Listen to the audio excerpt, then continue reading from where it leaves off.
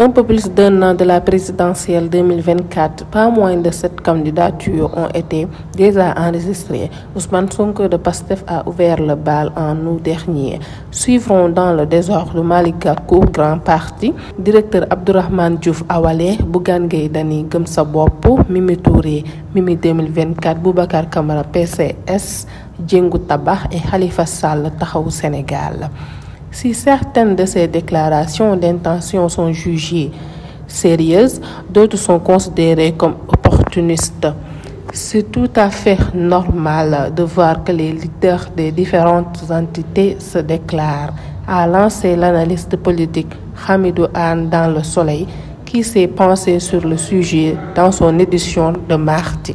Ce dernier s'est empressé d'ajouter: on verra aussi des candidatures farfelues parce que ce sont des positionnements, des postures politiques qui motivent un peu les individus qui se déclarent candidats pour un peu monnayer leur reliement dans les grandes coalitions qui vont se structurer.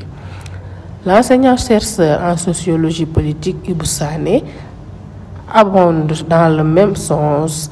Il dit: la majorité d'entre eux n'ont pas de base, c'est un peu de la mégalomanie. Ils annoncent leur candidature et à la fin, ils se retirent. Ils nous ont habitués à ça. D'autant qu'il a le filtre des parrainages contre lequel échouent souvent les candidatures.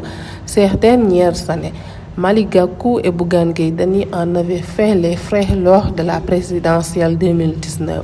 Le parrainage va freiner beaucoup de candidats déclarés, surtout pour des candidats qui n'ont aucune assise nationale, qui sont parfois d'illustres inconnus.